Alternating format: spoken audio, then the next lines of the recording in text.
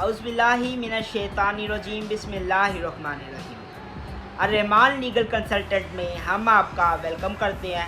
जी बिल्कुल, आज हम आपको लैंड रेवेन्यू एक्ट का नहायत अहम टॉपिक बताने जा रहे हैं कि डिसमिसल ऑफ हेडमैन और नंबरदार या उर्दू में नंबरदार की बरतरफी। जी बिल्कुल, नंबरदार को बरतरफ किस तरह से किया जा सकता है। जी बिल्कुल, सबसे पहले मैं नंबरदार का बता दूं। नंबरदार क्या चीज़ है। नंबरदार हुकूमत का एक नुमाइंदा होता है जो कि हुकूमत और आवाम के दरमियान तल्लुकात को कायम रखता है। और बिल्कुल नंबरदार का बेसिक जो फ़र्ज़ होता है या ड्यूटी होती है वो ये है कि वो मालिया को इकट्ठा करता है या मालिया को इकट्ठा करने के हवाले से निगरानी करता है। ये होती है नंबरदार की ड्यूटी। अब मैं आपको ये बताने जा रहा हूँ कि नंबरदार या हेडमैन या नंबरदार जो होता है देहात का, उसकी डिसमिसल किस तरह हो सकती है। जी बिल्कुल, उसकी बरतरफी के लिए मुख्तलिफ एंटीसीडेंट्स हैं। सबसे पहले मैं बेसिक जो सा लॉ है वो आपको प्रोवाइड करता हूँ कि रूल 18 लैंड रेवेन्यू एक्ट के तहत नंबरदार को डिसमिस किया जा सकता है। अब उसके एंटीसीडेंट्स हैं, कौन कौन से एंटीसीडेंट्स होंगे, कौन कौन से सर्कमस्टांसिस होंगे जिनके तहत नंबरदार को डिसमिस किया जा सकता है। अब वो सर्कमस्टांसिस मैं आपके साथ शेयर करना चाहता हूँ। सबसे पहला सर्कमस्टांस जो सा है वो ये है कि imprisonment, in case of imprisonment. जी बिल्कुल, अगर नंबरदार को 1 साल की कैद हो जाए, नंबरदार 1 साल की कैद गुजारता है, तो ऐसी सूरत में या 1 साल से ज़ायद हो जाए, तो ऐसी सूरत में in case of that imprisonment numberdar can be dismissed. नंबरदार को डिसमिस किया जा सकता है, नंबरदार बरतरफ हो सकता है। जी बिल्कुल, उसके बाद जो नेक्स्ट वन हमारे पास पैरामीटर है या एंटीसीडेंट्स है, जो सर्कमस्टांसिस है डिसमिसल के हवाले से, वो ये है in case of conviction against moral turpitude.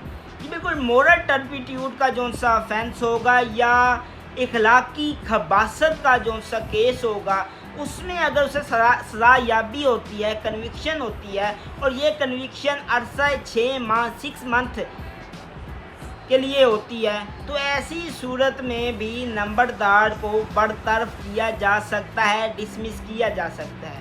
जी बिल्कुल, उसके बाद जो ऑन वर्ड या नेक्स्ट वर्ड हमारे पास एंटीसीडेंट्स है नंबरदार को डिसमिस करने के हवाले से, वो ये है कि प्रीजुडिक्ड स्टेटमेंट इन मर्डर केस। जी बिल्कुल, अगर नंबरदार मर्डर केस में गलत बयान देता है, उस सूरत में भी नंबरदार को बरतरफ किया जा सकता है।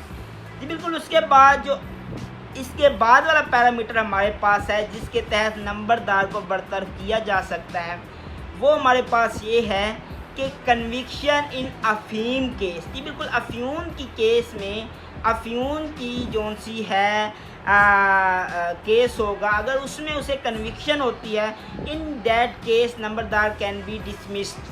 जी बिल्कुल, उसके बाद जो ऑनवर्ड हमारे पास पैरामीटर है नंबरदारी के हवाले से, वो ये है कि नंबरदार को डिसमिस करने के लिए एज भी बहुत अहमियत की हामिल है। अगर नंबरदार काफ़ी बुरा हो गया है, टू मच एज उसकी हो गई है, तो ऐसी सूरत में भी नंबरदार को डिसमिस किया जा सकता है।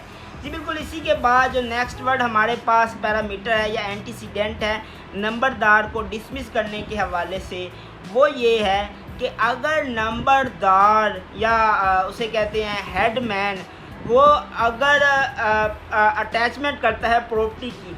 बिल्कुल, इन case of attachment of property, अगर वो प्रॉपर्टी की अटैचमेंट मालियात के बकाया के हवाले से हो या अदालत के हुक्म पर हो अटैचमेंट ऑफ प्रॉपर्टी, या वो अटैचमेंट ऑफ प्रॉपर्टी जो स्टेट है उसके मालियात के बकाया की सूरत में हो, या वो अटैचमेंट ऑफ प्रॉपर्टी उस स्टेट के हवाले से अदालत के हुक्म पर हो, तो ऐसी सूरत में भी नंबरदार को बरतरफ किया जा सकता है। जी बिल्कुल, उसके बाद जो ऑनवर्ड हमारे पास पैरामीटर है वो है सजेशन ऑफ इंटरेस्ट। जी बिल्कुल, अगर इस्तेकाक का खात्मा हो जाए, जिस इस्तेकाक को मद्देनज़र रखते हुए नंबरदार को किसी एस्टेट का नंबरदार मुकर्रर किया जाता है, अगर उसी इस्तेकाक का ही खात्मा हो जाए तो ऐसी सूरत में भी नंबरदार जो सा है वो डिसमिस किया जा सकता है। बिल्कुल उसी के बाद जो नेक्स्ट वर्ड पैरामीटर है वो ये है कि सजेशन ऑफ ऑनरशिप। बिल्कुल अगर किसी स्टेट की ऑनरशिप की वजह से नंबरदार को उस स्टेट का नंबरदार मुकर्रर किया जाता है, अगर उस ऑनरशिप की सजेशन हो जाए या उस मलकियत का ही खात्मा हो जाए तो ऐसी सूरत में भी उसे डिसमिस किया जा सकता है। जी बिल्कुल उसके बाद है mortgage of holding. Mortgage of holding से मुराद ये है कि अगर नंबरदार जो सी उसकी उसे कहते हैं स्टेट है, उस स्टेट को जो हकीकत काश्त है उसे रैन पर दे देता है तो ऐसी सूरत में भी नंबरदार डिसमिस किया जा सकता है। जी बिल्कुल उसी के बाद जो अदर इसके साथ जो एन अदर एंटीसीडेंट है या सरकमस्टांस है नंबरदार के डिसमिस के हवाले से, वो हमारे पास ये है कि अगर नंबरदार उसे कहते हैं होल्डिंग जोन सी है या हकीकत का जोन सी है उसे ट्रांसफ़र कर देता है।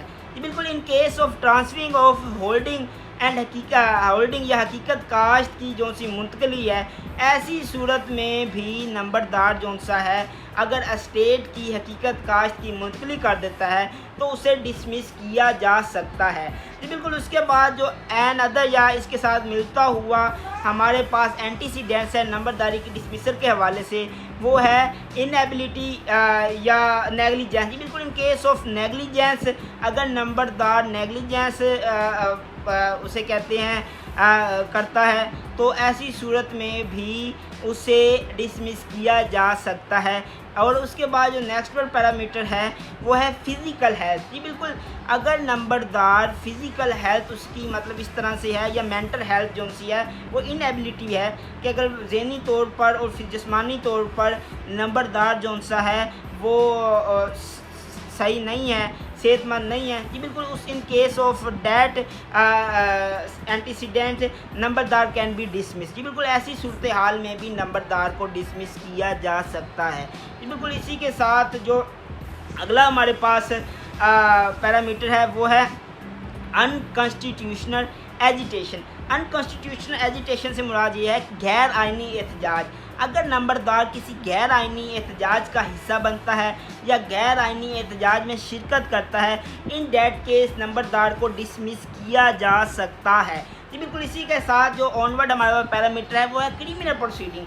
अगर नंबरदार किसी क्रिमिनल प्रोसीडिंग में इन्वॉल्व है, इसके खिलाफ़ कोई क्रिमिनल प्रोसीडिंग चल रही है या क्रिमिनल प्रोसीडिंग का ये हिस्सा है, ऐसी सूरत में भी नंबरदार को उसे कहते हैं डिसमिस किया जा सकता है।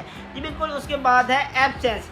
अगर नंबरदार जिस गांव का जिस स्टेट का नंबरदार है उस गांव या उस स्टेट से ही एब्सेंस रहता है, गैर हाज़िर रहता है, इन डेट केस नंबरदार को डिसमिस किया जा सकता है। जी बिल्कुल उसके बाद है इनडेबिटनेस। इनडेबिटनेस से मुराद ये है कि अगर नंबरदार कर्जदार है तो ऐसी सूरत में भी इसे डिसमिस किया जा सकता है। उसके बाद जो लास्ट वर्ड हमारे पास पैरामीटर है वो ये है maintenance of laws and order.